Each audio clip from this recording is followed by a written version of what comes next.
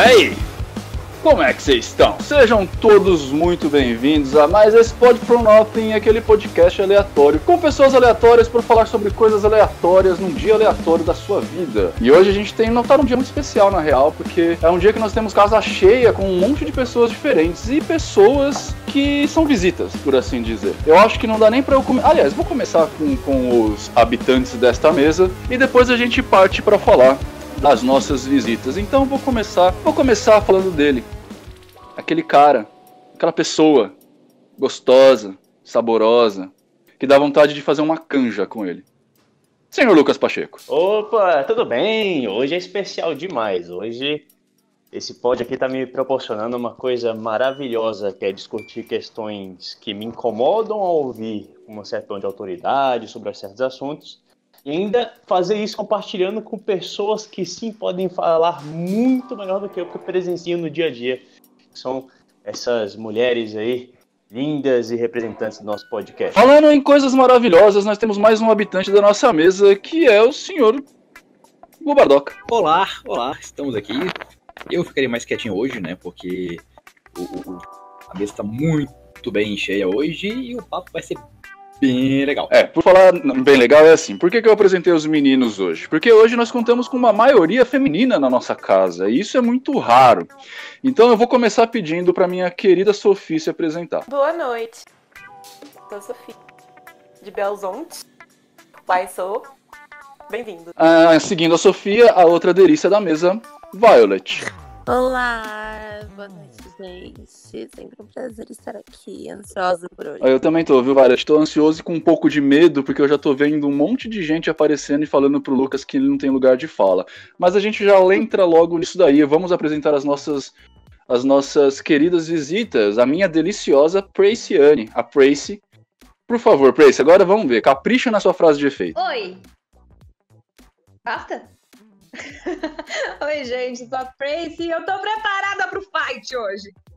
É isso aí, pra terminar as apresentações, minha querida filhota, Bibbles. Oi, galera. Melhor pessoa do mundo. Ela tem a voz mais gostosa pra se dormir, né? Que é uma vozinha amanteigada, assim, sabe? Parece que ela tá preparando pra te enfiar a faca debaixo do sovaco.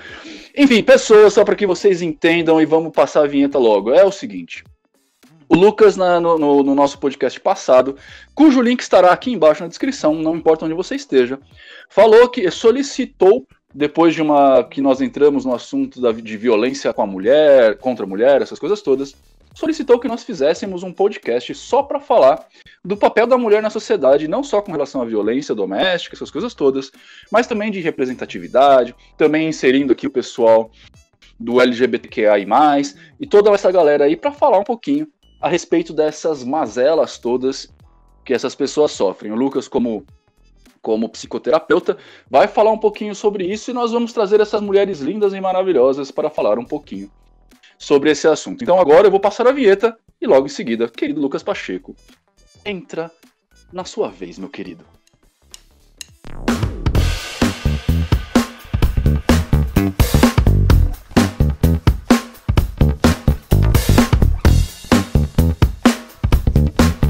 Olá, então, pessoas que estão aqui no pod, pessoas que estão ouvindo esse pod, o que aconteceu? Essas questões que acontecem várias vezes ao dia, mas foi um dia especial por quê? Vos digo. Eu, como a Onia bem falou, sou um psicoterapeuta, eu trabalho com terapia, lido com pessoas que trazem suas problemáticas e ali a gente vai tratando e assim por diante. E no mesmo dia em que me aparece uma mulher, negra, mais velha, de uma condição social baixa, me traz a seguinte problemática. Ela fala que o marido dela a rejeita socialmente, ou seja, não quer expor que é mulher, enfim, que é a mulher dele na ação social. E ela, ainda assim, o que ela me trouxe eu quero saber como é que eu faço para que ele comece a querer me apresentar. E dali já começa um problema gigantesco, que é uma busca incessante dessa pessoa para sobressair os desejos de liberdade dela própria e querer servir as vontades dessa pessoa, né? Desse cônjuge, vamos assim dizer. E aí, no mesmo dia, para fechar o pacote, durante esse dia inteiro eu vi pessoas conversando na rua e foram 3 conversas que batiam numa tecla bastante similar. Eu falei, não, depois disso tem que começar. Quais eram essas conversas? A primeira conversa aconteceu falando a seguinte coisa: um homem, jogo ser hétero, parecia ali ter uns 40 anos, fala pro outro na parada de ônibus: não, mas por que? Como é que uma trans quer ser mulher? Já que, não, a biologia diz que... E aí vocês sabem como é que essa coisa vai dar. Segunda conversa foi dentro do metrô. E aí, novamente, 2 homens conversando. Eu jogo ser heterossexuais também. Por volta ali de 20 e poucos anos, falando, não, porque homens são racionais, mulheres são emocionais. E a terceira conversa, que me chamou muita atenção, foram 2 mulheres, por volta ali dos seus 30, 40 anos, falando que feminismo é mimimi. Aí eu me perguntei, por que as pessoas falam tais frases com tanto ar de certeza que elas são verdadeiras? Eu comecei a me perguntar. Primeira pergunta que vem, geralmente é: o que é uma mulher? E agora eu jogo para a discussão de vocês. Como é que vocês definem o que é uma mulher? Gente, vocês sabem aquela tal da Simone de Beauvoir? Não tem aquela famosa frase do primeiro livro dela, né, O Segundo Sexo, que ela fala, não nasce mulher, torna-se. Eu não tinha ouvido, mas faz sentido a frase. Então, existe essa frase. Essa frase, normalmente, ela foi muito apropriada pelo dia, mas ela também é muito mal interpretada. Porque, na verdade, essa fala, ela quer dizer que quando você nasce, você é mulher, você nasce, a pessoa acabou de nascer, o que é ser mulher já está construído. Então, você se torna aquilo que já está construído para você ser. Aí, o que é você ser mulher? Aí depende. Porque você ser uma mulher branca, por exemplo, vai diferir muito de você ser uma mulher negra. Inclusive nas opressões. Mas ser mulher, no final de tudo que a gente tá lutando, é só pra gente poder ser humano. Porque o nosso maior problema é que tiram completamente a nossa humanidade, né? Então a gente ou é vista como um completo objeto, ou capaz de pensar, incapaz, tipo, no caso da mulher negra, no caso tem o mito da mulher guerreira, que ela é super barraqueira, que ela é super forte, e ela é guerreira, então ela tá sempre guerreando, e ela não tem o espaço, o momento, nem o tempo pra ser fraca. Isso é a humanidade da mulher negra. Então, tipo, você se torna aquilo que já tá posto e pra você ser. Cara, eu acho, na minha visão, assim, ser mulher às vezes é uma parada meio injusta, sabe? Porque a gente tem, ao mesmo tempo que a gente tem uma grande cobrança de ser o suporte, de ser o respaldo emocional, né, dos homens, no caso, na sociedade, em muitas situações, ser a estrutura do lar, enfim, e da família, a gente também sempre foi muito subjugada desde o início dos tempos. E isso é uma parada que eu tava vendo em um dos artigos que o Lucas mandou, da questão da igreja sempre ter corraçado a mulher de todas as maneiras possíveis, e de ter tido toda aquela questão da Inquisição, versus a sexualidade feminina, enfim, várias paradas.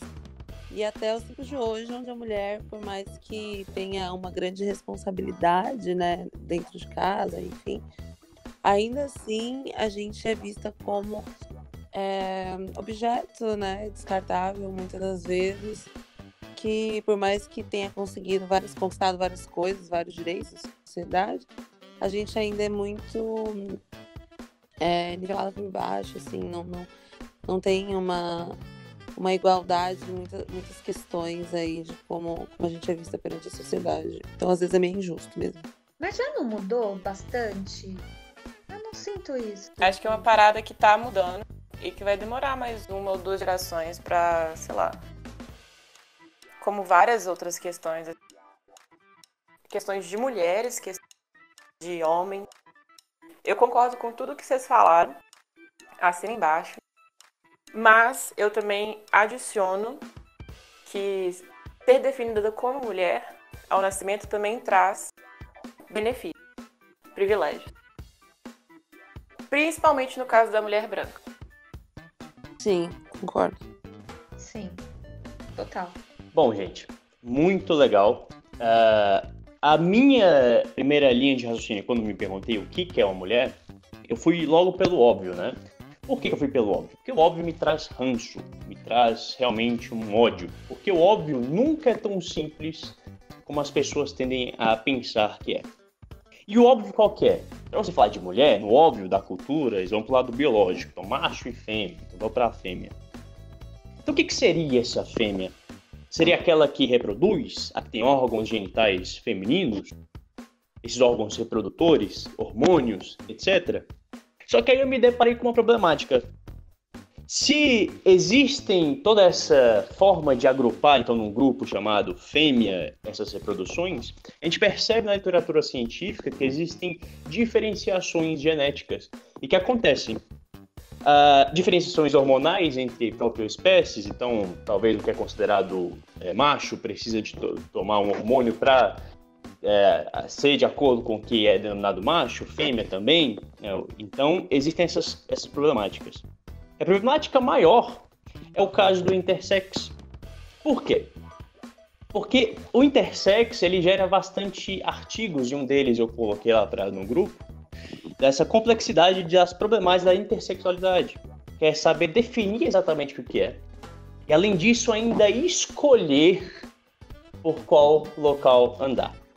Não fazem 50 anos, os médicos, eles, quando tinham um caso de intersexualidade, eles tinham que tomar a decisão.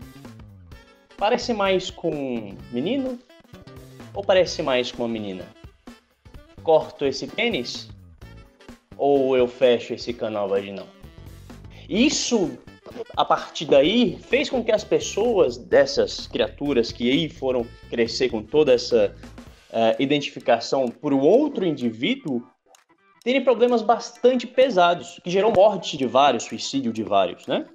E a denominação de intersex, pelo periódico de psicologia, o PEPSIC, que é um periódico bastante relevante na área científica, quer dizer o seguinte: um termo utilizado para nomear corpos cuja anatomia não se adequa aos padrões masculinos ou femininos.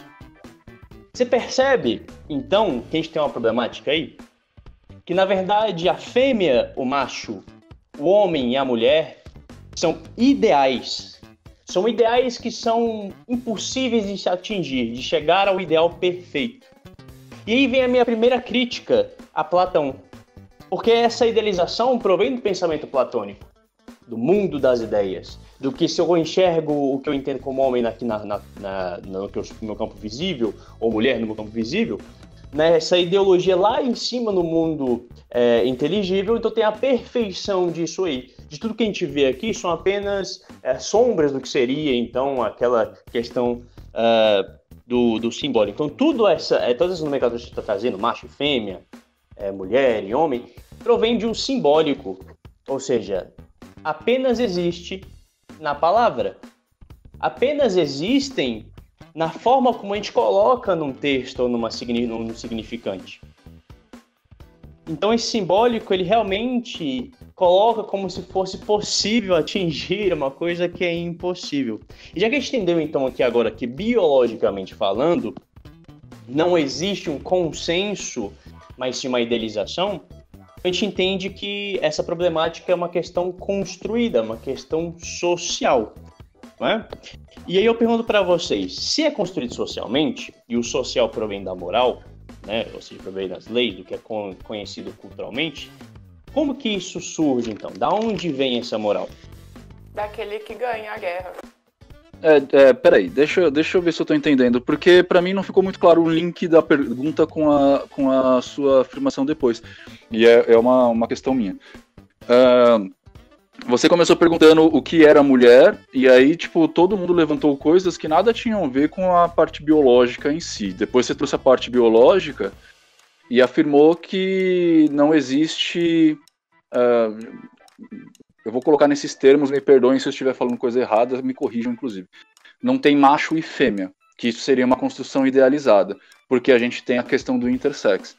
Entretanto, a questão do intersex seria, dentro da biologia, um desvio do padrão evolutivo biológico das pessoas. Ele é um desvio, ele não é uma situação exatamente. Esse corriqueira. É Exatamente. Então, mas aí a gente... Essa é a problemática. mas aí a gente não pode... Pera aí, a gente não pode afirmar, dentro desse conceito, que o masculino e o feminino, dentro da questão biológica do pênis e vagina, não existe uma construção social.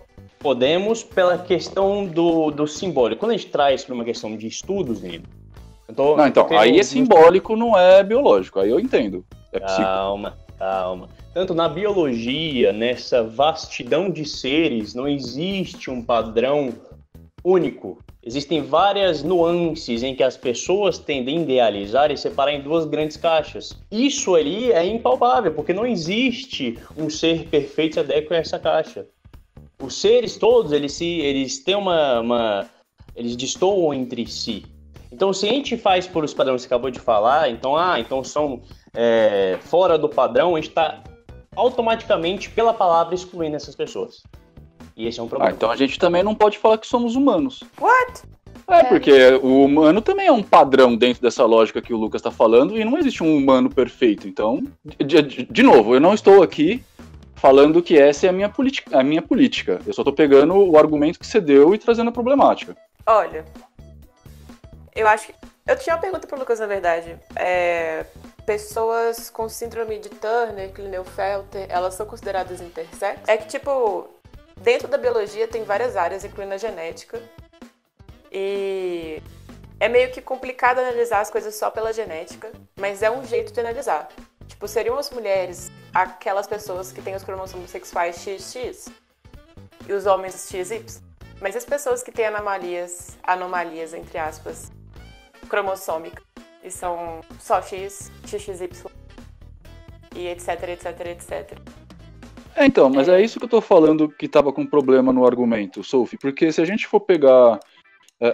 Eu entendi qual que é a linha de raciocínio, e de novo, eu tô pegando só a problemática do argumento que ele usou, porque, na verdade, se eu falar nesse sentido que ele falou, segundo a biologia, a gente tem esse, a gente tem aquele, mas a gente tem desvios, logo a gente não pode usar esse ou aquele, porque a gente precisaria de um humano idealizado, então para qualquer outra coisa a gente também porque tem pessoas que têm 6 dedos na mão, e aí também foge do padrão humano, do padrão que a gente tem de normal, então eu não posso aceitar que eu sou um humano porque tem gente que tem 6 dedos na mão, entendeu? Tipo, é uma brincadeira argumentativa que a gente tá fazendo, mas eu acho que foi um tiro pela culatra aí. É diferente uma anomalia e uma variação, e as duas também são diferentes de monstruosidade. Isso é um livro de anatomia do D'Angelo e Fati. São coisas diferentes.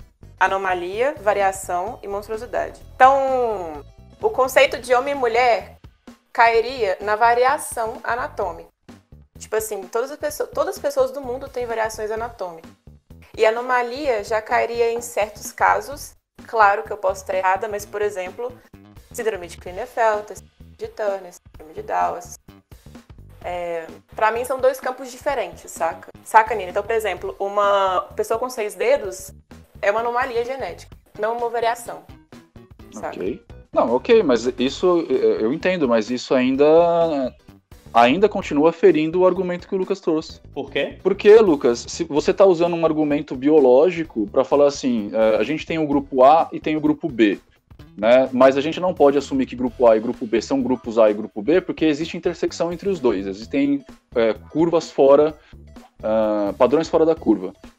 Se a gente for levar nesse sentido, eu também não posso falar que existem humanos, porque nem todo ser humano tem 5 dedos, né? Tem uns que tem 6, tem uns que tem 4, tem uns que nascem com 2. Então, tipo, eu também não posso assumir, então, que eu sou um ser humano, dentro desse argumento que você trouxe. Não, eu entendi. É porque talvez, então, eu não me expressei do jeito que eu quis. Quando eu quis trazer esse argumento da biologia, eu quero trazer pela questão do que se foi dito, do que eu ouvi, né? Que o que eu vi foi dos meninos lá conversando, dos homens conversando, diz que então uma trans não pode ser mulher porque a biologia diz que. Quando a biologia diz que, se você separar nessas duas grandes caixas e tudo que tiver fora dessas duas grandes caixas são excluídas porque são variações, são mutações, ou seja lá qual for a nomenclatura que vocês queiram dar, você exclui seres, você exclui identidades de pessoas de que elas já estão existentes. Então, excluir eu não vejo de uma forma em que a biologia pode citar. Então, as pessoas pegam um argumento biológico, que é separado em duas grandes caixas ou várias caixas, uma questão de estudos, como um argumento exclusivo para essas pessoas. Então, o que a gente pode falar é que, na verdade, o sistema de conhecimento biológico dessas pessoas não se basta. Aí eu entendo. A gente precisa ampliar a terminologia das coisas. Aí ok. Agora, a gente puxar o exemplo de Platão e do campo das ideias para falar da parte biológica, aí eu acho que não fez muito sentido. Para mim faz, sabe por quê? Porque a grande crítica filosófica a Platão nos dias de hoje é realmente nessa pegada. Nietzsche vai criticar, outros filósofos vão criticar, justamente nessa pegada, porque Platão ele parte de uma ideia, e isso é o que eu ia puxar agora da questão da moral, de que você idealiza algo que é impossível de se alcançar, que é a perfeição desse padrão 100% feito. E para idealizar isso aí, traz uma série de problemas, tanto de exclusão de pessoas, quanto de idealizações impossíveis, e aí a pessoa começa a cobrar a outra por uma idealização impossível, se cobrar por uma idealização impossível. Por isso eu trouxe essa crítica. O próximo ponto que eu ia colocar é justamente a questão da moral. Eu ia trazer essa forma, como o Nietzsche nos traz a genealogia moral, uma forma de entendermos a construção que se foi feito e talvez uma dica do porquê lá na frente, com a cultura judaico-cristã, ou então até com o próprio sacerdócio, traz esse ódio pelas mulheres, traz essa submissão feminina. É esse link que eu queria fazer. Eu entendi. Bom, tá bom. Tipo, eu tenho uma certa impressão, um pouco pessoal, mas, tipo, também acontece na prática.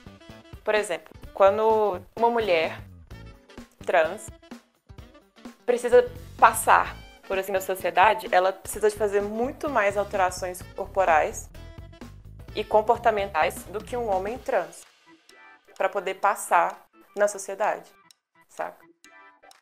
Faz sentido pra você também? Faz, com certeza, pra passar isso. Para passar no filtro, né, do padrão, para ser identificado como um ou outro. E volta mais uma vez à problemática que eu tenho apresentado. Eu acho que isso meio que me lembra do último podcast que a gente estava falando, essa questão da sociedade, das pessoas buscarem verdades absolutas e terem muito medo, né, de repente pensar fora da caixa e se abrirem para novas possibilidades. E isso é uma coisa, é bizarro, porque é muito primitivo, né? A galera ainda se apega a toda essa parada biológica e religiosa, para falar homem é homem, mulher é mulher. E, na verdade, isso só denota uma grandíssima ignorância e medo de perceber que existem inúmeras possibilidades, né? Não biológicas, talvez, mas nesse sentido de... Não é só a parada biológica. Tipo, a gente não é feito só de corpo. É corpo, é moral, é identificação de gênero, é preferência sexual, enfim. O ser humano em si é uma parada muito complexa pra gente se basear só no biológico. Só que a galera acha isso pertinente. É conveniente, né? Não é pertinente a palavra, é conveniente você se basear numa coisa só para provar que se é diferente do que você conhece, se é diferente do que você ouviu desde pequenininho, na missa de domingo com a sua mãe, do que é certo, do que é errado, se é diferente disso, tá errado. Mas, enfim, né? Espero que um dia isso mude. Eu acredito que já esteja melhorando, assim, mesmo que a passo de formiga, acho que já tá melhorando. O Switch, desculpa, Lucas, mas desculpa me meter, cara, mas é que eu quero ouvir agora também. Pegando esse negócio que você falou do que tá mudando, ô Bibbles, como é que é na sua geração? Pra aqueles que você não sabem, pra aqueles que não sabem, a Bibbles, ela é minha filha e ela é nova, né? Ela é super nova. E eu acho que ela tá vindo numa geração que realmente tem um pensamento completamente diferente do meu, com certeza, que sou o boomer da mesa, né, que vocês falam. Mas a Bibbles, que é a geração do amanhã, do Beyond, como é que é? Você sente na sua geração também a galera tendo a parte do eu vejo, identifico, ou você também acha que já entrou questões psicológicas no meio desse papo todo? Aqui, só pra constar, eu sou da mesma geração da Bibo. Mas eu entendo, ela é mais nova que eu. Enfim,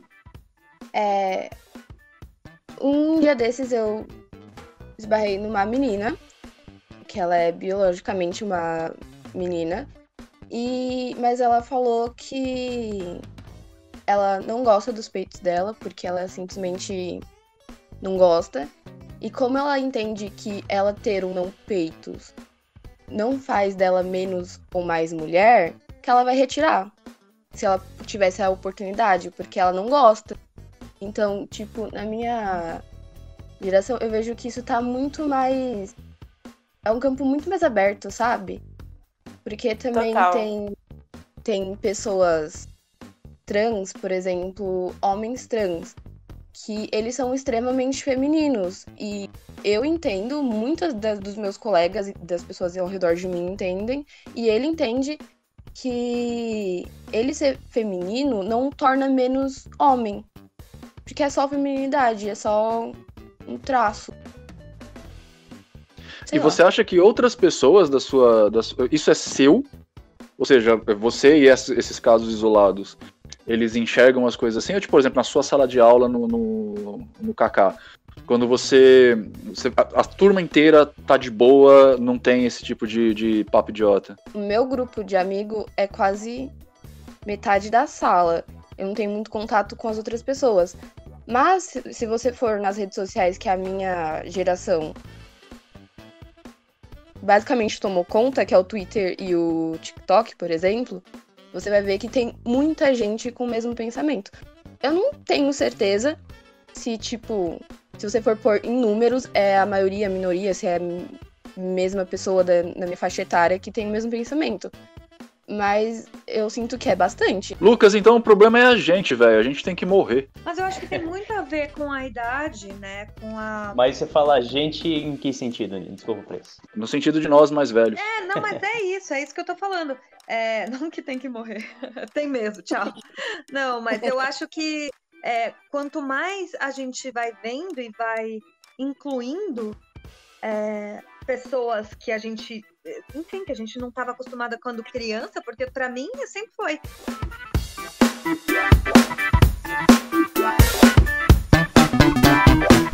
E aí, tá gostando do que a gente tá fazendo aqui? Não só do tema abordado, mas também do trabalho que a gente tem para colocar esse podcast no ar?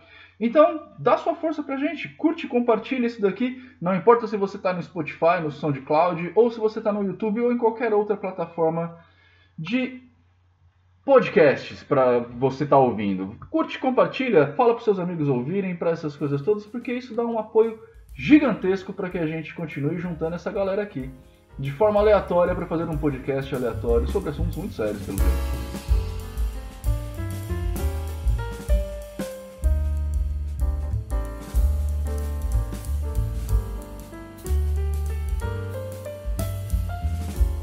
Pessoas queridas do meu coração, o nosso gravador ele parou de gravar inesperadamente às 8h36, quer dizer que a gente perdeu pelo menos 5 minutos de diálogo aí. Eu não sei aonde a gente parou, porque estamos gravando aqui, eu não vou parar para ouvir, então vamos continuar daqui e rezar para tudo dar certo, tá? De qualquer forma, a gente parou com uma digressão da Prace agora. Na verdade, a gente estava conversando, todo mundo falando que isso tem a ver com as gerações, né? A questão da aceitação ou não. Acho que nem da aceitação, né? Mas da normalização, de achar normal pessoas, né? Homoafetivas, enfim, dessas nomenclaturas de todo o alfabeto aí. A gente estava meio conversando e falando a respeito disso ser uma questão de quanto mais nova a geração quanto mais pra cá a geração mais fica fácil da pessoa aceitar, porque é mais normal, né? Tá mais no dia a dia das pessoas. Eu vou aproveitar isso para terminar o bloco anterior começar agora o bloco posterior com o Lucas Pacheco trazendo um novo assunto, ou continuando na sua digressão aí pra gente falar a partir daí, beleza?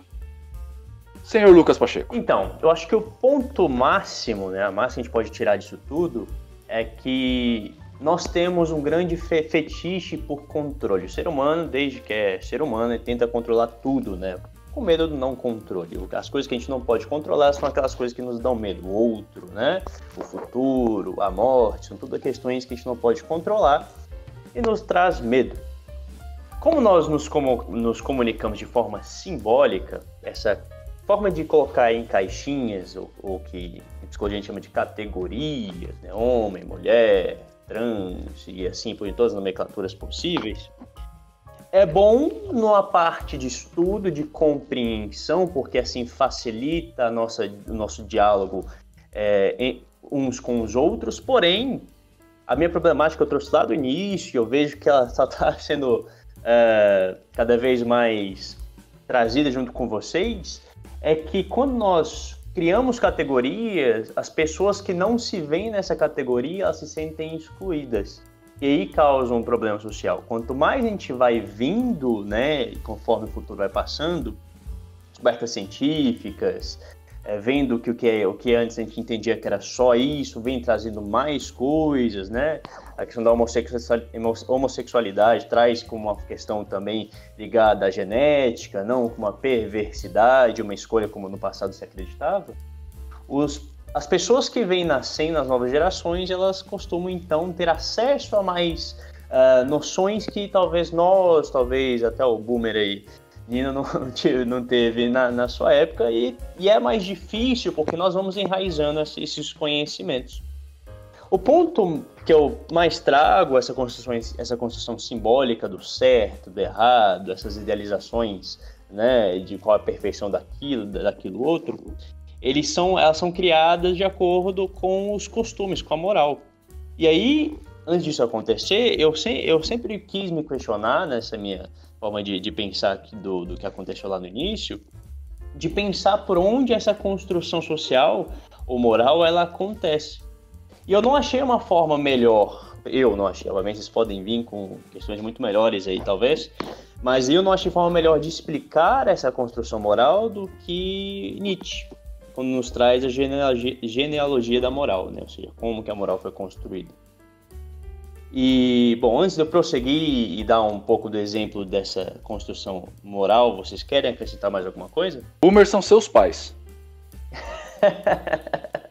Toda a construção nossa de simbologia, dessa comunicação, de dar nomes às coisas, a natureza não é assim. A natureza ela não tem nome para as coisas. A gente que dá nome às naturezas. Até a construção simbólica, científica ou não, ela é trazida da nossa forma de comunicação. Ela é simbólica, é construída.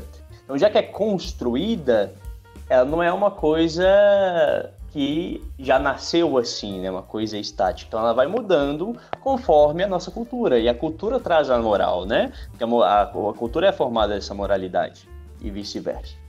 Então, na genealogia da moral, Nietzsche nos traz uma concepção muito interessante, que eles falam como é que criou isso. Então, eles falam que no início existiam, ele vai chamar de senhores e de escravos, e que os senhores eram aqueles seres que, durante as guerras, né, obviamente tem um vencedor e tem a pessoa que perde essas guerras, são os vitoriosos. Então, os senhores são vitoriosos dessa batalha do poder, né? E aí eles conseguem, então, já que eles são no topo da cadeia alimentar, vamos dizer assim, ele tem seus desejos, leis, né, são colocadas em práticas, ou seja, eles oprimem aqueles que perderam, que eles vão chamar de escravos, né? E os escravos, pelo contrário, não, já que eles são perdedores dessa guerra, dessa batalha, né, de poder, enfim, consequentemente os desejos deles não são expressos. E o que acontece com desejos, quando não são expressos, eles são internalizados, né? Então você não consegue expressar para o ambiente externo, você internaliza eles. Então a ideia de bom e ruim para os senhores era baseada na avaliação técnica, ou seja, que era palpável, né? Então os bons e os ruins em combates, ou o que tem mais valor material, ou aquele que tem mais terras, assim por diante. Então era o bom e o ruim para eles, que tinham, né, ainda assim a lei vigente, aqueles eram os mais fortes, vamos dizer assim, ele colocava como, então, baseado no que se podia ver. Contrário dos escravos, porque o bom e o ruim, como se era aparente, para eles davam outros valores, né? Injustiça, crueldade, assim por diante. Então a gente pode perceber que os senhores, aqueles senhores amam o mundo aparente, e os escravos odeiam o mundo aparente. E quando esses valores dos senhores sempre são ligados aos prazeres que eles conseguem ter, né? E os valores dos escravos, então, eram ligados sempre a uma projeção de um mundo sem sofrimento, porque o que eles viam ali eram questões ligadas, né, ao próprio sofrimento deles, porque eles eram os oprimidos. E dali, obviamente, em algum momento teria que surgir as batalhas entre senhores e senhores, né? E, obviamente, alguém ia sair como... Não, senhores e senhores. Os escravos são os primeiros perdedores, né? Aí, depois de um tempo, na briga de poder, como o ser humano ele sempre busca esse poder, existiria, então, a briga entre os senhores e senhores. E sair dali surgiria um novo tipo de persona, né? Um novo tipo de casta, vamos dizer. Que seriam, então, os sacerdotes. Aí teríamos 3 castas. Então, teríamos os senhores, os sacerdotes, que seria na segunda leva ali, então seria um pouquinho acima ali, e os escravos. E todo esse desejo, então, que não era externalizado, né? Ou seja, eu sou senhor, perdi a guerra, não posso mais externalizar meus desejos, porque eu estou sendo oprimido por uma casta que, em teoria, tem mais poder que eu, é mais forte que eu. Então, esses sentimentos que eu faço, eu trago para dentro de mim. Então, já que esses sentimentos, esse desejo é voltado para mim mesmo, aí eu começo a surgir com fantasias, né? Com uma forma de exercer esses desejos. Porque os desejos, eles são uma pulsão que fica pulsando dentro da gente. De alguma forma ou outra, ele tem que ser representado. E a forma como eu não posso expressar de fato como eu queria, então eu fantasio essas questões para diminuir essa força psíquica, essa força da minha psique, né? Essa energia toda, então eu fantasio. E aí você começa a perceber que existe então uma inversão de valores. Porque até então, o que no mundo físico, né, aqueles que não conseguiram a batalha, eles começam a inventar um mundo extrafísico, ou seja, um mundo que não existe na questão de se palpar. Eu não consigo vislumbrar esse mundo através dos meus sentidos, apenas através da minha imaginação, né? Então, eu não consigo trazer mais, já expressar essa vontade que eu tenho aqui, então eu vou criar um mundo além. Então, no futuro, talvez, não, aqui fora, talvez outra coisa criada. E o que acontece? Sabendo que os sacerdotes sozinhos eram fracos, né, contra os senhores, eles se juntam aos escravos para, de alguma forma, poderem exercer mais poder sobre os senhores. E os sacerdotes com os escravos, obviamente os escravos compraram a ideia do sacerdote, né? Porque é uma pessoa que já odeia o mundo físico, porque não pode gozar de nada, não pode exercer nenhum tipo de expressão do desejo. Obviamente essa pessoa também ela tem um certo ódio a esse mundo, né? E aí os sacerdotes eles fazem uma virada de jogo sensacional.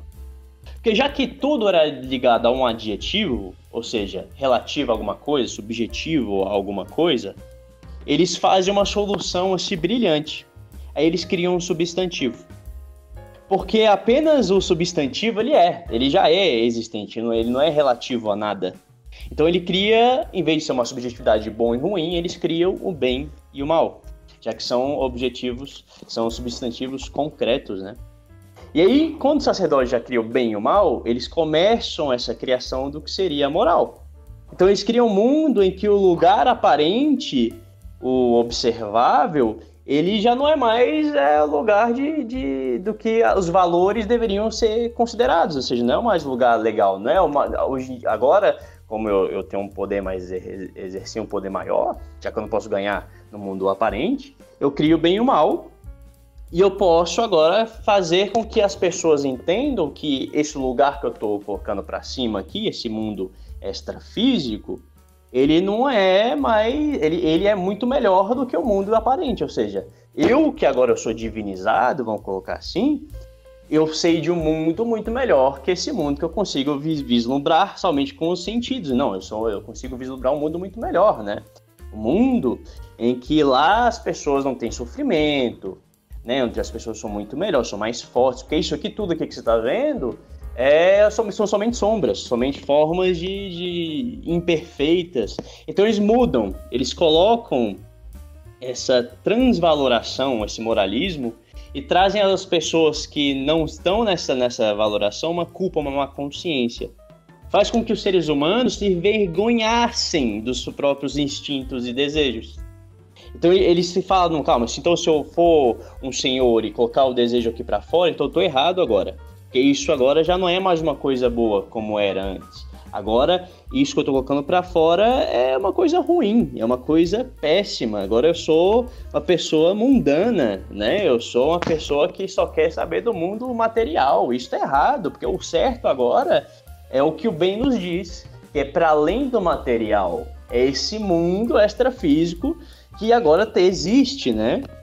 Essa idealização, né, de um mundo idealizado lá, a perfeição de nós mesmos, né? Então as pessoas passam a não aceitar o próprio ser. Elas passam a internalizar cada vez mais esse desejo. E aí o que acontece? Como as pessoas internalizam o desejo, elas começam a sofrer com as suas fantasias. Porque elas começam a não entender o que aparece em sonhos, ela não consegue entender os pensamentos destrutivos que vêm, os pensamentos violentos, os pensamentos de desejos que aparecem, e ela começa a se culpar cada vez mais, os atos impulsivos, né? Ela começa, não, então eu estou muito errado, eu sou um pervertido, e aí eu foco no desejo reprimido e na culpa, né, de tê-los. Então eu quero não ter mais isso aí. Dali já começa um problema que, segundo o que eu percebo em clínica, em leituras, é o maior problema do ser humano, controle, né? E daí vem nossas queridas ideologias judaico-cristã, né? Porque eu tô falando do judaico-cristã por quê? Porque eu quero trazer para cá, para o Ocidente, né? Que são as maiores influências do Ocidente. A gente conseguir perceber de onde que vem esse ódio, né? Ao feminino. Então, já que a gente aprendeu que a moral ela cresce a partir de uma questão subjetiva, né? Que se transforma em uma coisa objetiva, que vem de pessoas que não conseguiram talvez vencer no argumento material, mas sim no argumento extramaterial, essa ideologia judaico-cristã ela consegue se expandir pelo Ocidente, né? Então, segundo um doutor, psicólogo sensacional italiano, Contardo Caligardi, ele nos traz que a misoginia ela entra na cultura ocidental através das duas grandes figuras, né, do imaginário coletivo. E uma das figuras desse imaginário coletivo, na nossa mitologia judaico-cristã, é a Eva. Por quê? Porque se existe o bem e o mal, e o bem é a idealização do melhor de mim, né? Você pode ver que é uma concepção de mim, Deus, né? Ou seja, de um homem, que é o Todo-Poderoso, e o homem perfeito, segundo os meus dogmas, segundo o que eu percebo. Então, Deus é um homem perfeito. E para ter oposição a esse bem, já que a gente sempre está nesse pensamento binário, tem que ter o mal também, né? E se tem o mal, então o mal é o demônio, seja qual for a representação que vocês queiram, mas trazendo a judaico-cristã, então seria o mal, o diabo, enfim. E aí, esse diabo, segundo a mitologia judaico-cristã, ele é apresentado primeiramente aos primeiros, né, seres humanos, que seriam Adão e Eva, né? E aí, quem que pega a questão do pecador geral? Quem que pega aquela maçã e come? Quem que faz isso? Através de Eva, o diabo fala para Eva e Eva convence Adão de que se pegasse aquela maçã, aí sim essas pessoas estariam, né, de alguma forma ou outra, traindo. Então, a gente consegue identificar que no imaginário coletivo, a representação, então, de todo o mal, ou seja, o representante, o que fala diretamente com o mal, desde o início é quem? A figura feminina, a mulher. Então, a nossa cultura é construída, né, segundo o Contardo Caligardi, nessa misoginia desde o princípio, na ideia de que a mulher é o representante do mal. Na cultura ocidental, a figura feminina é uma projeção dos desejos que o homem não conseguiria mais controlar, né?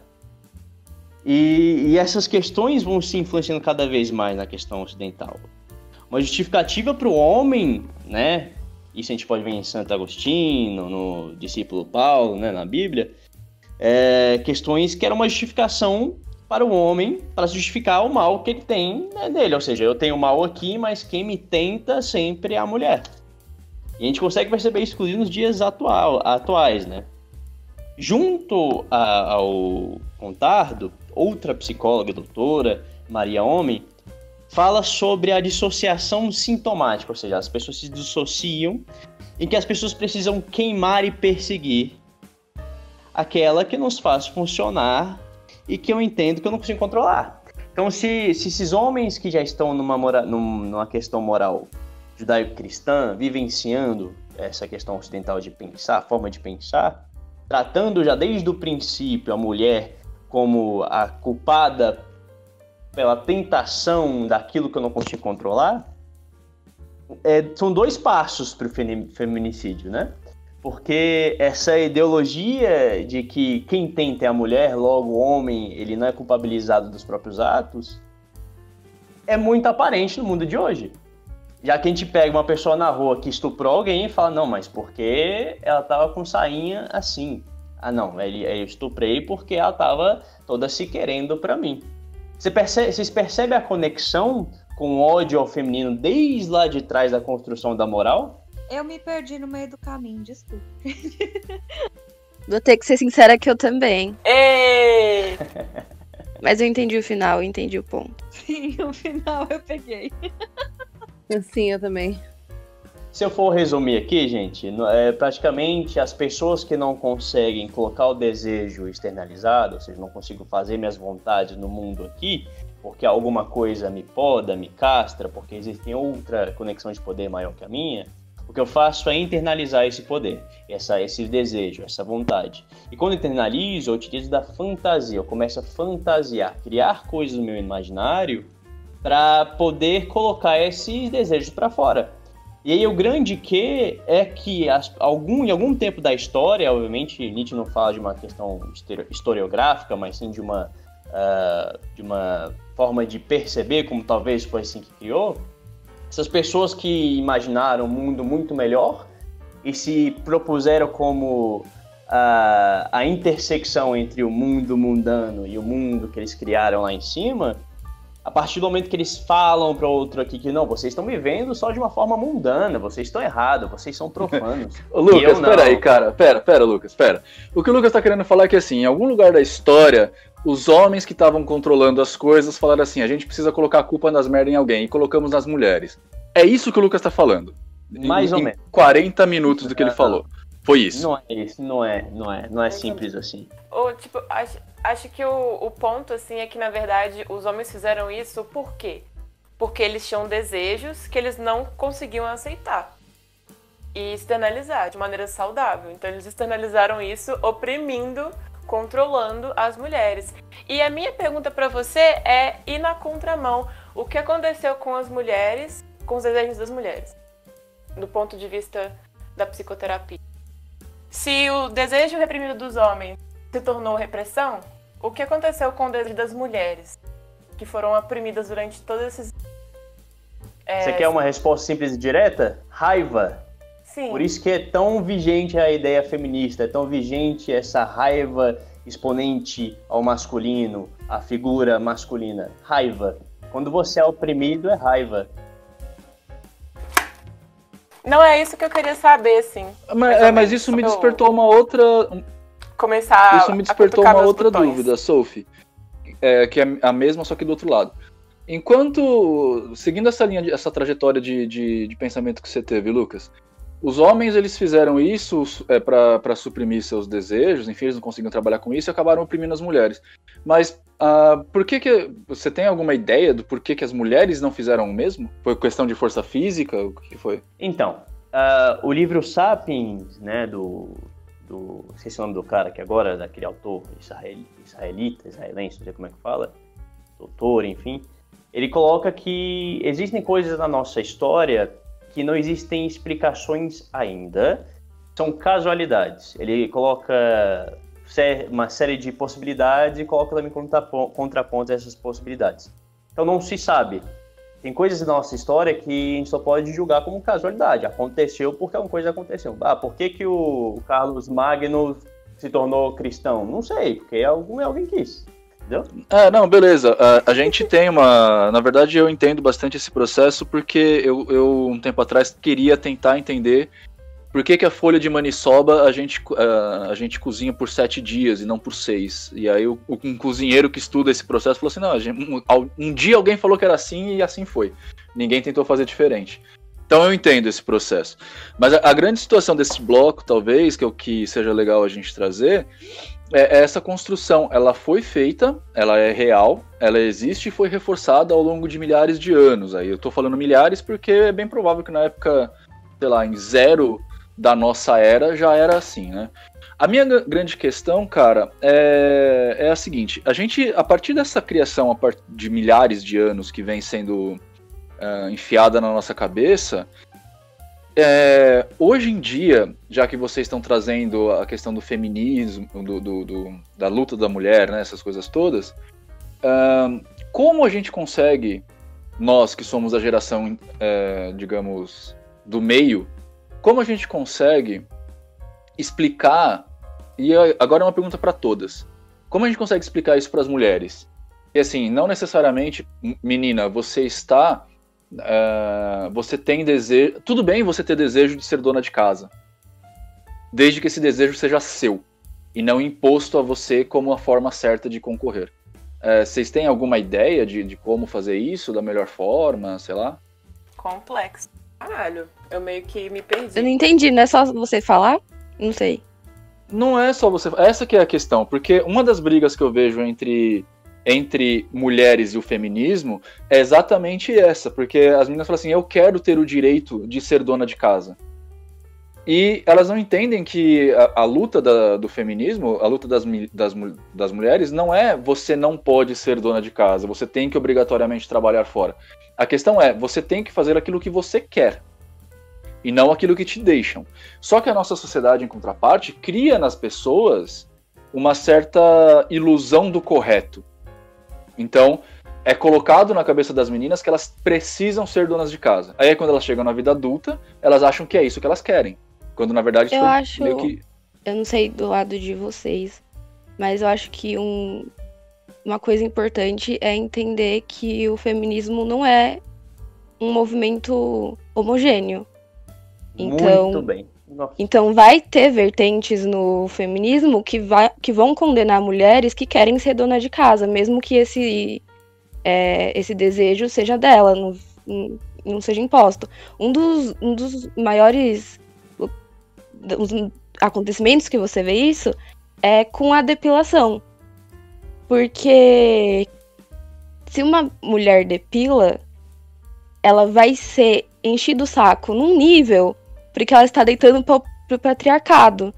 Mas muitas vezes ela só gosta do sentimento da coberta na perna depilada dela. Não tem nada a ver com alguma opressão, entendeu? Mas vão ter certas vertentes que vão pressionar ela. Eu acho que aí é um ponto de, se você se interessar pelo feminismo, você pesquisar qual é a melhor vertente pra você. Tirou as palavras da minha boca lindamente agora. Nossa, mas todas essas vertentes... Peraí, Lucas. Todas essas vertentes são válidas? São tratadas da mesma forma dentro do movimento? Assim, não. Porque tem vertentes que são absurdas.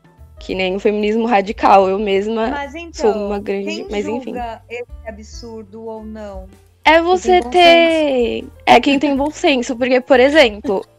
Que é, é porque depende também. Não é bom senso. Eu acho que depende mais das suas morais. Porque no feminismo radical, por exemplo, que é o que eu não gosto, no caso, ele é um feminismo extremamente transfóbico. Porque, meio que sem sentido, porque ao mesmo tempo que ele quer abolir o gênero, ele se recusa a abrir mão do gênero feminino. Então ele não faz muito sentido. E ao mesmo tempo que ele quer abolir o gênero, ele se recusa a aceitar que tem pessoas que estão divergindo da binaridade. Então ele não faz sentido. E pra mim... Mas não sei, gente. Depende do que você acredita. Sei lá. Nossa, tem tantas vertentes, tem inclusive a vertente do feminismo negro, né? Trazido pela... Eu amo Djamila o feminismo Ribeiro. negro. Eu tô estudando incrível. ele agora. Ela, a Grada Quilomba, são autoras assim sensacionais. Eu tô estudando E agora. do extremismo a gente pode pegar como referência a Andrea Dworkin, né? Que ela fala que toda tipo de coito, sexo acontecido em um casal heterossexual é estupro. Então, existem formas de ver, são feminismos, né? Mas aí que tá o bom senso, né, gente? Eu acho que o bom senso, ele te diz... Eu acho que o bom senso é exatamente você fugir do extremismo. Só que essa é a sua percepção de bom senso. Uma pessoa que tá no extremismo acha que o bom senso é o que ela acha. Tá, então assim, de maneira geral, o que seria o bom senso? Seria você seguir os seus instintos ou você seguir valores éticos e morais que teoricamente fariam bem pra todo mundo, digamos assim? O que é o bom senso? Então, mas é uma música mas do aí Tim Maia. O Switch, é impossível a gente ter essa resposta. É por isso que geralmente eu falo que bom senso não existe, e eu acho que o Lucas ia puxar esse papo do mesmo jeito. Eu acho, não sei, depois você me corrige se eu estiver errado.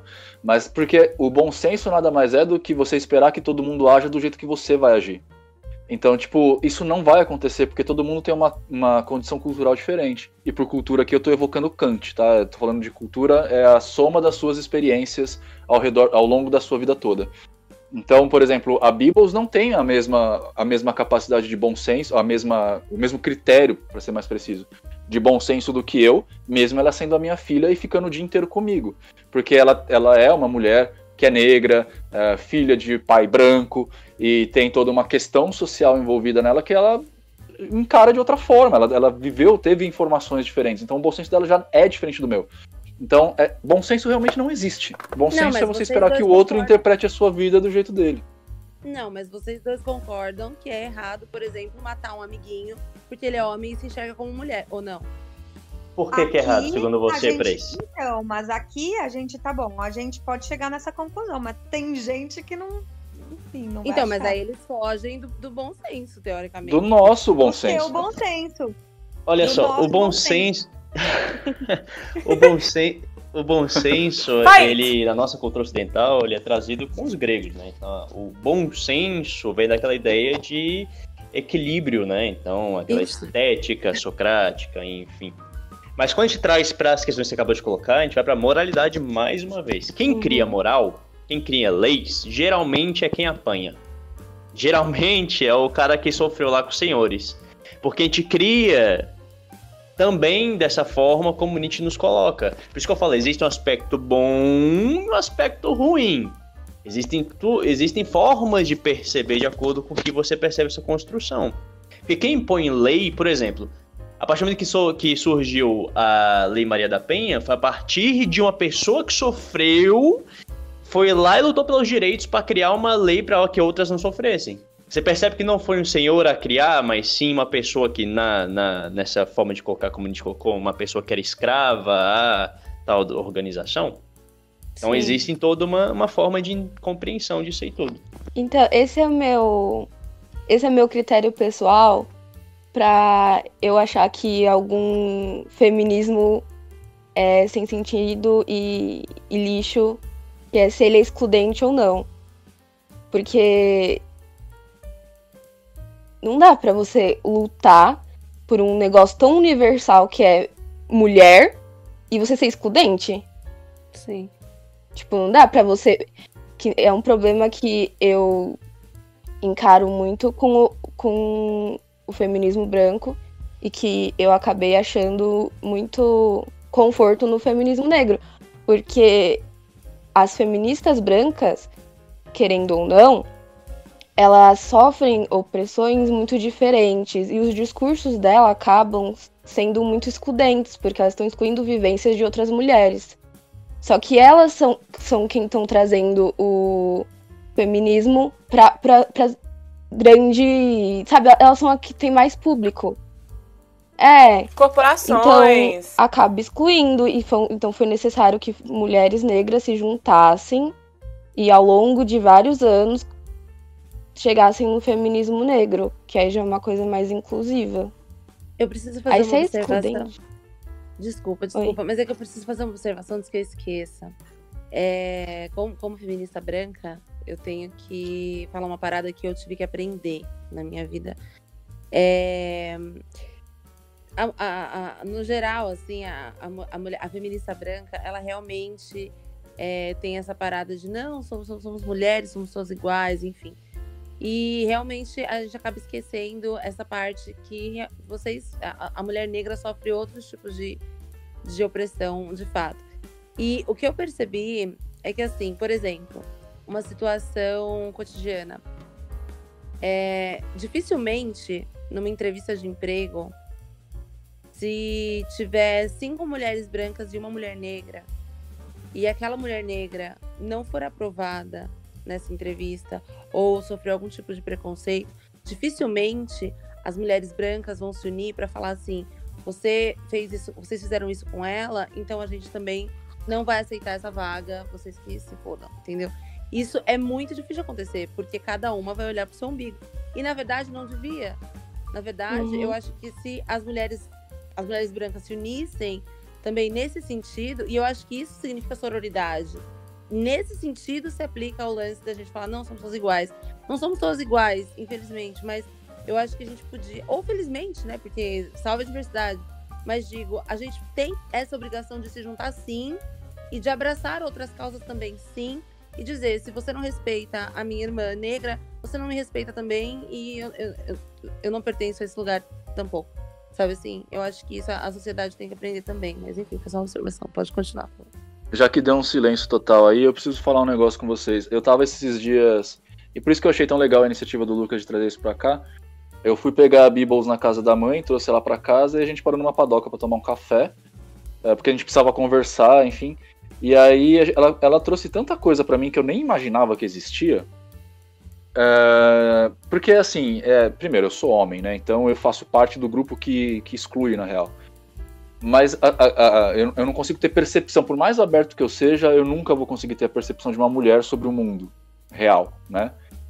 E aí ela trouxe esse papel da mulher negra, que ela começou a colocar uns negócios pra mim que eu falei, gente do céu, eu tô completamente perdido, eu já não sei mais que caminho tomar, eu não sei mais nem se eu sou legal. Sabe? Desculpa. Pode falar, mano. Eu acho que isso entra muito num negócio que as pessoas falam que você tem que ter empatia, né? Se pôr no lugar do outro, mas a gente sabe que isso é impossível. A gente nunca vai saber o que o outro passa. Só que isso também é um negócio que eu ouvi a Djamila Ribeiro falar, que ela é uma filósofa negra, do feminismo negro, que é sobre como as pessoas que estão sempre à margem, que são oprimidas, são sempre obrigadas a se repensar, a estar se pensando. Porque o homem branco, ou a mulher branca, não vai esquecer que você é negro, entendeu? Então você tem que estar sempre se repensando em cada lugar que você entra. Só que, especificamente, o homem branco, ele não precisa pensar como homem branco, sabe? Ele não pensa o que é ser branco, o que é a branquitude, o que é ser homem. Você não tá pensando isso, porque isso é posto pra você e você não discute, porque ninguém tá te confrontando sobre isso, entendeu? Então você... Ao contrário, essas pessoas atacam, tipo, né? Você não se vê o tempo inteiro sendo forçado a pensar a sua existência dessa maneira. Eu acho que é normal você acabar tão alienado ao que tá acontecendo pra fora da sua realidade. Eu concordo e eu acho que isso é um puta alerta pra todo mundo, viu, Bibbles? Porque, na real, quando você conversou comigo aquele negócio lá, primeiro, assim, felizmente ou não, eu sou aberto o suficiente pra ouvir, né? Então, quando a Bibbles começou a falar pra mim, eu não vim com aqueles papo idiota de que, racismo reverso, o homem também sofre, essas coisas todas. Eu ouvi o que ela tava falando. E eu percebi o quanto eu falhava em muitas coisas que eu achava que estava tudo bem. Inclusive com a própria Bibbles, que é minha filha. né, com relação a, por exemplo, ela trouxe um problema para mim que eu nunca imaginei que ia existir, que ela é filha de mãe negra e de pai branco, e ela não se encaixava nem no branco, nem no negro, por uma questão de falta de reconhecimento, saca? E aí eu repensei toda aquela postura que já me puxaram a orelha antes, e agora eu tô tentando reverter isso, que é de que eu simplesmente não vi a diferença, né, entre se você é mulher, se você é homem, se você é negro, se você é branco. Pra mim tantufas, eu não vejo esse tipo de coisa. E aí eu vi o quanto é importante a gente começar a olhar, porque realmente deve ser, cara, eu não sei o que eu faria se eu tivesse na posição da Beebles na história que ela me contou. Eu de verdade não sei como é que seria a minha mente hoje em dia, assim. Talvez eu fosse um cara muito mais revoltado, talvez eu fosse um cara que saísse batendo nas pessoas. Porque eu imagino a mulher negra, por exemplo, no caso da Beebles, não que seja assim, mas, sei lá, eu fico imaginando como é que é você na sociedade sendo massacrada pelos homens negros, pelas mulheres brancas e pelos homens brancos. Tipo, deve ser uma puta situação de bosta. E eu acho que a gente tá, sei lá, o Pod From Nothing, tudo bem, é um podcast aleatório, com temas aleatórios e tal, mas se a gente tem algum alcance, e você aí que está ouvindo a gente agora nesse momento, vou pedir para você, para o podcast, volta do começo e ouve agora, sem ficar pensando, sem colocar seus argumentos, só ouve. Ouve tudo. Beleza? Sem julgar, só ouve. Depois, no final, quando a gente terminar, que a gente der os tchauz, você pega toda a informação que foi coletada e aí você tenta repensar a história. Mas, trazendo essas informações que a Beebles colocou, que o Lucas trouxe, que principalmente a Beebles, a Sophie, a Pracy, a Sweet trouxeram. E é tão engraçado que agora que eu tô vendo, eu precisava de mais mulheres negras aqui. E talvez, Beebles, vamos fazer uma brincadeira. De repente, será que você não consegue pra gente fazer um podcast, um Pod For Nothing? Eu tô deixando no ar, tá? Não tô te pressionando nem nada. Mas um Pod For Nothing só com mulheres negras? Pra gente conversar a respeito disso, que eu acho que esse é um assunto interessante. Não estou fazendo... Espero que vocês não entendam, você e as pessoas que de repente você chamar, não entendam isso como uma forma de promoção do Pod For Nothing, mas é porque eu tô achando, pelo menos, como um assunto pertinente. Então, primeiro alerta para as pessoas que estão ouvindo, segundo convite para Beebles. Eu posso tentar. Sabrina, o que me fez abraçar o projeto... O pod ou esse pod? Esse pod. Não esse, mas o pod em si. O Pod For Nothing. Foi porque eu acho que o maior presente que eu já ganhei na vida foi, de alguma forma, ter decidido me tornar psicoterapeuta. Eu acho que minha empatia, por dar tantas visões diferentes de mundo, problemáticas diferentes, me fez estudar cada vez mais, mas estudar coisas que fugiam da minha percepção como pessoa. Então, como me aparece um projeto de um podcast para falar de pluralidade, plural com pessoas de lugares sociais diferentes, pessoas de locais do Brasil diferentes, gêneros diferentes, né? E cada vez mais propostas mais ampliadas ao que eu estava acostumado, isso me traz uma felicidade imensa, porque me faz... Obviamente, é impossível nós entrarmos realmente na pele da outra pessoa e sentir, mas eu acho que o estudo, que o ouvir de uma forma sem querer contestar, apenas ouvir, apenas ver a experienciação da outra pessoa, nos traz tudo isso que eu acho que falta no mundo. Essa forma mais empática de querer conhecer o outro, a conhecer de verdade, não para poder colocar um viés meu, para poder falar, não, mas eu acho que eu tô certo naquilo, aquilo, apenas conhecer. Esse conhecer faz com que a gente pare de ver o nós e eles, e sim como uma questão mais unitária. Então realmente é um presente muito legal isso aqui, principalmente quando você colocou essa ideia genial, na minha concepção genial, de trazer mulheres para falar de mulheres. Isso para mim é uma questão genial mesmo. Então, muito obrigado a todos vocês que estão aqui, realmente. Na verdade, essa ideia foi sua, Lucas. Eu só aceitei. Mas você teve a ideia de chamar mais pessoas ainda. Plot twist. Ah, tá bom.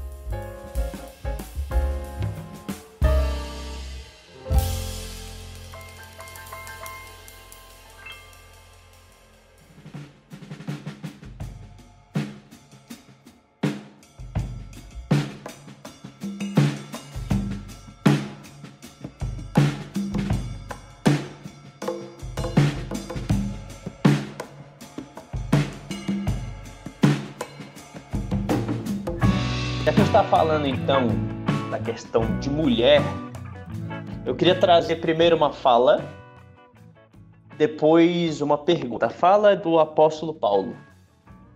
Adão não foi enganado, foi a mulher que o enganou, cometeu a transgressão. E a segunda questão que eu quero colocar é: por que vocês acham que a mulher autônoma causa tanto medo ao sexo oposto? Porque, como eu disse, o homem foi posto num lugar que não é discutido se ele tá lá porque ele realmente mereceu ou se ele tá lá porque a sociedade como todo decidiu que era o lugar dele. Então, quando vem uma mulher que não apenas tá indo contra isso que foi dito como é o que você vai fazer e ainda tá num caminho que pode ameaçar o que ele construiu, entre aspas, pra ele, não tem como não ficar, né, ameaçado. Tem que ficar ameaçado mesmo. Se fosse eu, ainda partia pro soco, mas eu não posso. Não sou eu que vou falar. Aí os desejos reprimidos que a gente precisa expressar. Não sou eu que vou falar não pra você, filha. Se quiser, tamo junto aí, eu ajudo a bater também. Depois você bate em mim, porque enfim, eu tô no meio. É que eu tenho todo um discurso anti-violência, sabe? Eu não posso ser hipócrita nessas horas. Eu não tenho. Mas a violência é inerente ao ser humano. Eu sei, mas eu tô tentando, sabe? Mentira, eu só tô falando por falar mesmo. Eu acho... Desculpa. Mas eu acho que, tipo assim, igual o Lucas falou dos desejos, né? Que a repressão do homem é por causa dos desejos dele reprimido. Eu acho que nós, mulheres, temos que aceitar mais os nossos desejos e não usar da violência, mas expressar isso de alguma forma. Seja lá qual forma. A arte, principalmente a arte, eu acho. Mas discussões, etc. Sabe o que é pior? Pra poder trazer isso à prova e se curar, saca? Sabe o que é Se pior? curar de todo... A Sophie, ela dá umas pausas que eu imagino que ela terminou de falar e depois ela volta. É coisa de mineiro. É bug. É coisa de mineiro. Que fala devagar, né? Desculpa, eu te interrompi 2 vezes, mas foi muito sem querer. Relaxa, tá tudo bem. Eu perdi o que eu ia falar. Ah, não, eu já lembrei. Eu tenho certeza que vai dar. Eu vou pedir pra vocês todos que estão aqui nesse podcast hoje, pra vocês todos que estão aqui, inclusive o Bardoca, pra depois ficarem de olho nos campos de comentário, principalmente do YouTube, que é onde o pessoal tem mais. O pessoal tá acostumado, né? Porque eu tô divulgando lá. Porque a galera tá começando a interagir com o podcast, né? O podcast passado que a gente trouxe a Paula pra falar de biologia, essas coisas todas, de ciência. Teve gente já comentando a respeito de ciência. E eu tô falando isso porque, particularmente a Bibbles acabou de falar a relação do mérito, né, que o homem, ele acha que merece mesmo aquilo, e eu tenho quase certeza que alguém vai abordar a questão de meritocracia, e também tenho quase certeza que alguém vai abordar a questão de racismo reverso. Então eu vou pedir para vocês darem uma olhada quando o podcast for pro ar, darem uma olhada no campo de comentários, e se vocês quiserem, claro, alimentar a discussão, ou não, né? Aí vai de vocês.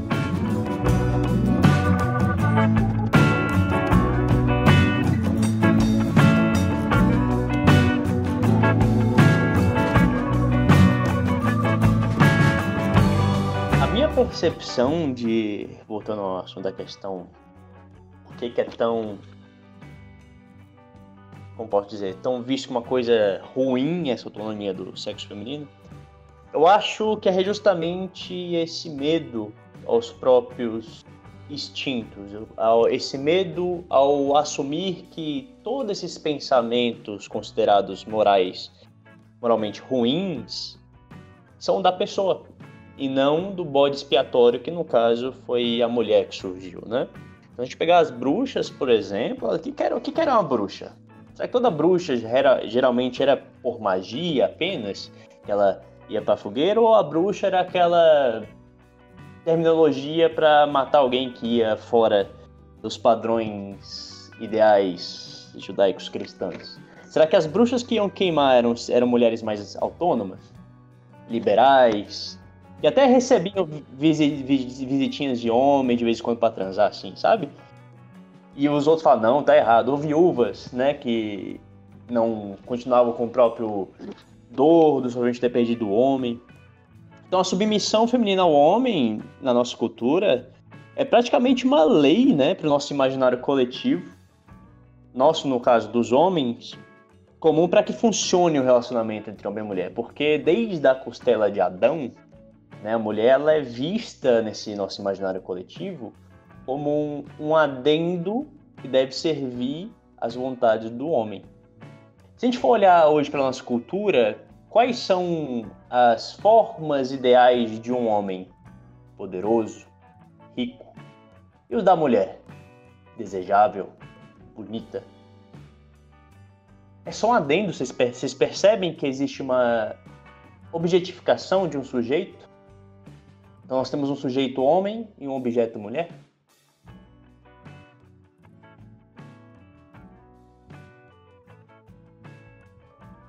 Então, indo para esse paralelo, já que o homem vê a mulher assim, então é totalmente errada. Você já ouviu falar do complexo Madonna Putana? O complexo Madonna Putana, ela é um complexo em que o homem, ele separa. Então, esse complexo, gente, ele é um complexo que deriva desse medo do homem que ele tem de uma mulher experiente, independente, a qual essa mulher ela não é submissa a ele. Pelo contrário, ele é submissa a ela. Então ele separa em duas categorias, ou seja, uma mulher do tipo submissa e uma mulher do tipo não submissa. A mulher submissa a ele vai dar essa problemática de sexualidade, etc. Porque ele precisa de submissão para sentir-se homem, né? E a mulher que não faz isso, ele separa para a mãe. Porque a própria mãe dele, ele tem aquela visão da Virgem Maria, sabe? Da concepção de um filho sem as questões mundanas, o sexo, o gozo, a vontade, a expressão do próprio desejo. Porque a mulher que expressa o próprio desejo, nesse nosso imaginário judaico-cristão, ela é apenas atribuída à marginalidade do que seria o ideal, né? Ou seja, apenas é a puta, não é? É a prostituta, é a mulher que não deve casar, não é? Porque a mulher que eu caso... Pode falar. Eu tenho um exemplo muito recente disso. Eu posto fotos eventualmente sensuais no Instagram desde sempre, principalmente depois de que eu comecei a me amar mais. Eu, com muito custo, entrei no peso que eu queria, e aí eu fiquei de bem com o espelho e tirava fotos, enfim, com decote, mais provocante e tudo mais. E tem uma amiga que não é tão mais velha que eu tô com 36, ela deve estar com 39, no máximo 40, casada. E às vezes eu desabafava com ela por causa de um crush, enfim, que era amigo em comum. E ela falava, mas olha as fotos que você posta no Facebook, no Instagram, claro que ele não vai te levar a sério. E eu cheguei, de verdade, a culpar as minhas fotos e apagar. Eu escondi, muitas fotos. Tinha mais, sei lá, eu peguei meu Instagram, que tem, sei lá, 6, 7 anos de Instagram, e comecei a esconder fotos, falando, cara, não, porque ele tem que me achar uma mulher pra namorar, pra casar, que falam, né? Falam muito isso, né? Que ia ter a pra pegar e a pra casar. Eu queria ser a pra casar. E eu nunca tinha pensado sobre isso. Ela levantou sobre isso de uma forma tão assim que eu levei a sério. Eu escondi todas essas minhas fotos. Afinal das contas, claro, ele não quis, sei lá por que cargas d'água, ainda se por isso ele era um idiota, mas enfim. Não fiquei com o crush. Ou seja, o conselho dela não fez muito efeito. E depois que eu me toquei, eu falei, cara, eu tô mudando quem eu sou. Eu gosto de tirar foto provocante, eu gosto do decote. Caralho, paguei uma nota nesse silicone e não vou mostrar, você é louco. Enfim, isso é um exemplo recente, de 1 ano e meio atrás. E pra nada, né? Apaguei tudo, me senti depois uma idiota de ainda hoje me preocupar com isso, ao invés de procurar alguém que valesse a pena. Né, amor? E esse alguém não é o Nino, né? Eu imagino. Não, claro que não. Esse aí, o Nino é só mais um na minha vida. Eu tô só usando. Ô, Prace, mas assim, ó, um adendo. É realmente uma parada que acontece mesmo. Eu já passei por isso antes de casar, enfim, antes de conhecer meu ex. E não tá errado o que ela falou, é verdade. Tem muito homem que realmente se baseia nisso mesmo pra definir se uma mulher é respeitável ou não, ou se é digna, né, de estar num relacionamento, enfim. Mas a outra parte disso é que, cara, mesmo que seja uma coisa real, os caras que se baseiam nisso são extremamente babacas. Mas justamente, não é que ela estava errada. O tipo de cara que eu atrairia sendo uma pessoa que eu não sou, não era o tipo de cara que eu gostaria de ficar, porque eu não ia poder ser eu. Então a errada ali foi de eu ter mudado meu comportamento para agradar um cara que, não é pra ser. Eu não ia estar feliz com um cara que eu tivesse que me mudar inteira pra ser eu. Mas aí, mas aí a gente tem a outra questão também das mulheres que acreditam que só vão conseguir ser felizes estando num relacionamento fechado, né? Num relacionamento sério com um cara que assuma elas, enfim. Quando na verdade não, cara. Na verdade, o melhor que você pode fazer por você mesmo, não só enquanto mulher, mas enquanto ser humano, é aprender a viver bem só com você mesmo, né? E aceitar você do jeito que você é, enfim. E aprender a se gostar primeiro. Porque aí quando você aprende a se gostar, mesmo que você encontre pessoas que não gostem do jeito que você pode tranquilamente mandar todas elas pro caralho e atrair outras pessoas que gostam de você pelo que você é mesmo. Mas olha que coisa louca, eu finalmente, depois de uma vida inteira, eu resolvi me aceitar, eu realmente me amava, e olha a diferença que fazia a opinião de um idiota que não curtia, que, enfim, fez eu me questionar, sabe? Será que eu tô certa? Será que eu tô errada? Sendo que eu já tinha resolvido isso. Então é foda. Isso tem nome, viu? Abuso psicológico. E é também porque... abusada. E acho que é porque também você tava sendo uma mulher que obviamente estava fora do que é o ideal, né? Então, você foi cobrada por causa disso. E isso é muito normalizado, né? A gente... É porque o problema é que, assim, tem criado esse padrão de mulher e padrão de beleza que a gente inconscientemente tenta desesperadamente se encaixar. Aí quando a gente consegue, se encaixando ou não, mas a gente consegue finalmente se sentir satisfeita com nós mesmas, o fato de que a gente pode estar indo contra o que foi idealizado pra nós é toda hora jogado na nossa cara. E como a gente acabou de passar por um período muito difícil de autoaceitação, eu acho que, pra mim, pelo menos, é esperado que seja mais fácil você começar a se duvidar. Porque era pra você finalmente estar feliz, sabe? Se você tá feliz com você mesma, por que as pessoas ao seu redor estão te cobrando uma outra coisa? Eu acho que é muito esperado você se questionar isso e começar a ficar de novo mais magoada com você mesmo. Porque você se torna uma pessoa autônoma. E esse é o ódio que se tem. Os ideais, gente, por isso que eu volto a criticar o idealismo. Essa ideia de que existe, então, uma coisa perfeita. Porque não existe. E só pelo fato de não existir, as pessoas, por pertencimento, que é uma questão psicológica totalmente natural à nossa espécie, elas procuram sempre se adequar ao inadequável, ao impossível. Porque se existe no nosso simbólico a possibilidade, então, imaginada as pessoas tendem a imaginar que então existe alguma questão que alguém atingiu aquele ideal. E não é verdade.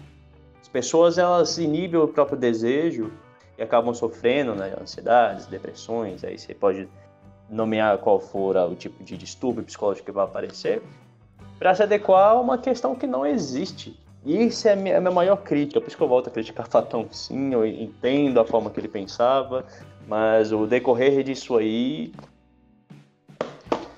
faz muito mal. O problema, na verdade, eu entendi sua pegada, Lucas, e não vou defender o platonismo, não. Mas o que eu acho que, assim, o grande problema dessa questão toda é a perversão do fato. Ou o esvaziamento do símbolo, como a gente costuma chamar hoje, né? Então, a gente vive numa sociedade capitalista, e eu não vou falar mal do capitalismo aqui e propor outra coisa, mas a grande questão é que, para o capitalismo funcionar de uma forma boa, ele precisa que você se encaixe em alguns padrões. E esses padrões foram martelados na nossa cabeça durante, tipo, décadas, assim, nas últimas décadas, desde da primeira Revolução Industrial, até a gente se acostumar com aquele padrão. E esse padrão é meio que, não é só o único fato, mas é um fato importante, é pro mercado continuar funcionando, né? Eu geralmente falo que você é acostumado a ser um parafuso de 6mm para você caber exatamente no motor que você precisa fazer funcionar, que é a sociedade em si. E aí quando você sai desse padrão parafuso de 6mm, você é cobrado pelos outros parafusos de 6mm exatamente, talvez, pela falta de coragem de fazer o que você fez. Eu estou pegando aqui uma outra questão que está muito fora do que a gente está falando, mas de alguma forma se encaixa, que é a busca pela felicidade que as pessoas têm, né? A gente é acostumado a pensar que a felicidade é X coisa, quando na verdade ela pode não ser. Só que o fato de você entender que a sua felicidade não é o X, é o Y, faz com que as outras pessoas que buscam o X olharem para você com desconfiança, talvez pela falta de coragem de também perceber que a felicidade dele não tá no X. Afinal de contas, ele correu tanto para chegar no X, ou ele tá tão longe na busca pelo X. Concordo. Obrigado, Swift, você é um doce. Sim, mas com certeza essa ideia que você coloca aí se encaixa, mas você percebe então que a nossa mudança de religião já não é uma coisa ligada ao judaico-cristão ou qualquer tipo de deidade. Agora nossa crença maior, religiosidade, se torna essas ideologias econômicas, capitalismo, os ismos que aparecem, liberalismo. Sim, na verdade eu acho que eu vou até mais além. A gente tem micro-religiões que aparecem, que são os grupos sociais a que a gente pertence. Exato. Né? Quando você sai do seu grupo social, então se você é jogador de futebol e começa a jogar boccia, tipo, automaticamente você é vilão daquele grupo. Jogar o quê, filho? Boccia. Boccia é o curling do brasileiro. Eu vou trazer um exemplo muito aleatório, mas sabia que a Taylor Swift, ela costumava cantar country, e ela ficou muito famosa por causa disso. E quando ela começou a cantar pop, todo mundo caiu matando nela porque ela parou de cantar country. Sim. Pobrezinha da mulher.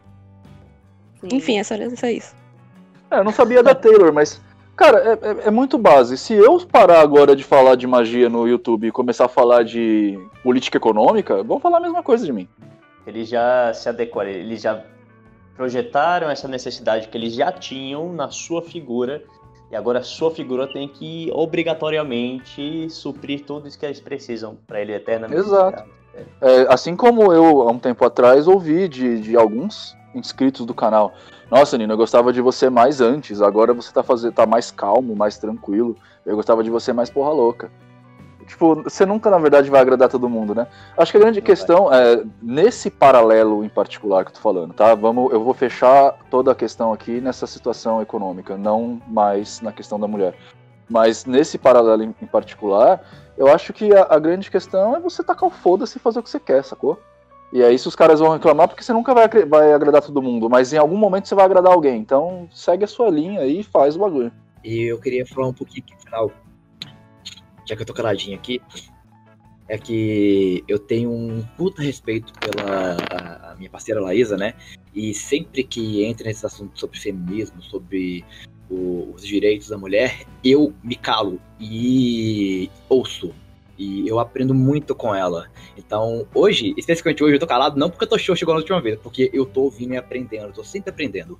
Qualquer coisa que vem pra discutir sobre o feminismo, sobre isso, e alguém fala algo do tipo, ela é a primeira que se bota à frente pra falar, e eu boto a mão nas costas dela, tipo assim, tô aqui, eu te apoio, cara. Tipo assim.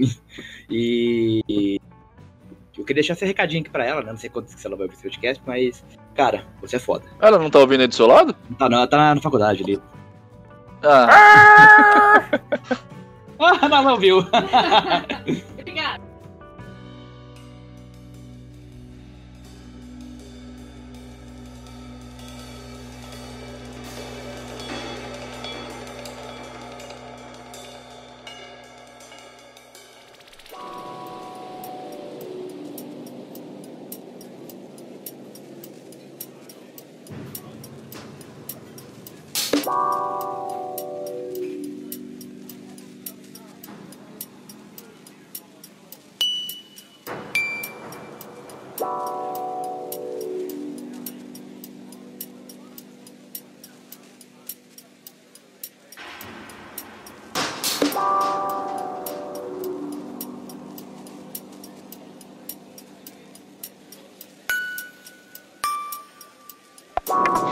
Então, pessoas, é o seguinte, a gente vai encerrar por aqui hoje, mas por quê?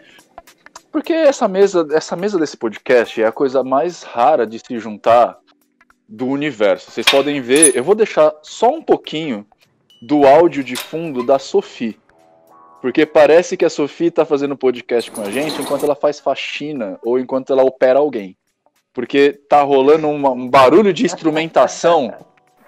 Então eu não sei, eu não sei se ela tá mexendo tipo com a gaveta de faca ou se ela tá mexendo numa bandeja de cirúrgica, saca? Então, Foi mal. Agora eu fui só fechar então, a porta assim, da varanda juntar também. essa turma toda aqui é a coisa mais difícil de fazer nesse Brasil. Mas a gente vai juntar de novo com uma mesa talvez expandida, porque agora o Lucas abriu o convite para todos os convidados. Então todos os convidados que aqui estiveram, não só estou convidado a retornar, como também a chamar amigos. Pra gente fazer 2 grandes grupos e sair no soco depois. Por causa disso, nós vamos encerrar o podcast de hoje, mas já vou deixar aqui para todos vocês que na semana que vem a gente vai trazer aqui mais gente para falar, inclusive, sobre o lugar de fala. E aí depois a gente, quem sabe, faz um sobre a posição da mulher negra. E caralho, esse podcast tá ficando mais sério do que eu imaginei que ele ia ficar. Mas, enfim. Era um lugar só pra eu zoar, saca? Tipo, eu criei esse podcast só pra eu zoar. Era só essa a minha intenção. A militância te pegou, Nino. Eu queria fazer meme, saca? Shitpost, essas coisas todas. Mas não. Vamos fazer negócio sério. Não sei porque que eu trouxe. Eu tava totalmente com a vontade, quando você me chamou pra essa ideia desse podcast aqui, Nino, eu tava totalmente com vontade de conversar sobre coisas fora de um local que é ao redor que eu tô vivenciando aqui, que são pessoas ligadas ao mundo corporativo e tem uma visão talvez quadrada demais. Então, você se lascou que me convidou. Cara, eu também. Eu tava enjoado de falar de magia. Eu falei assim, vou criar um podcast pra passar o tempo, não queimar tutano, saca? Só pra falar besteira, mas enfim. Vocês vão ser. Então é isso, gente. Vamos nos despedir aqui. Eu espero que vocês tenham uma ótima vida. Vamos começar de trás pra frente dessa vez. Então, dê seu tchauzinho, dona Bibbles. Tchau, galera. Se vocês quiserem seguir a Bibbles, não siga, porque o pai dela é muito bravo e faz cair o pin. Não quero. Tracy. Nossa. Tchau, gente. Valeu e até mais. As redes sociais estarão aqui embaixo também, assim como todos os outros, tá? Bye, Violet. Gente, tchau, foi um prazer gravar com vocês de novo. E eu tenho um recadinho para todas as mulheres que estão ouvindo. Conheçam seus corpos, permitam-se sentir prazer e foda-se a sociedade. Tô com você. Minha querida Sophie. Gente, valeu, boa noite. Aliás, Sophie, como é que você se sentiu? Como é que você se sentiu perdendo Até o posto de mais fofa da mesa hoje pra Bibbles? É uma honra, assim, a Bibbles, sabe? Lucas Pacheco. No problem. E é isso, pessoas. Espero que tenhamos, de alguma forma, conseguido ampliar a forma que você constituía a realidade, a forma com que você pensava sobre certos assuntos, algumas coisas. E deixar claro, então, para todo mundo que se perversidade é gozar, então viva a perversidade. Caralho. Gu Bardoca. Eu vou ali gozar depois dessa. E eu, Nino Denani, me despeço de vocês hoje, desejando a todos vocês que tenham uma ótima semana, que sejam pessoas melhores do que vocês foram até agora, porque na verdade eu acho que essa é a única busca que vale a pena. Você ser melhor do que você foi. E por isso eu não vou falar aquele negócio de sempre, né? Mas que retornem a vossos lares e que Lúcifer vos acompanhe.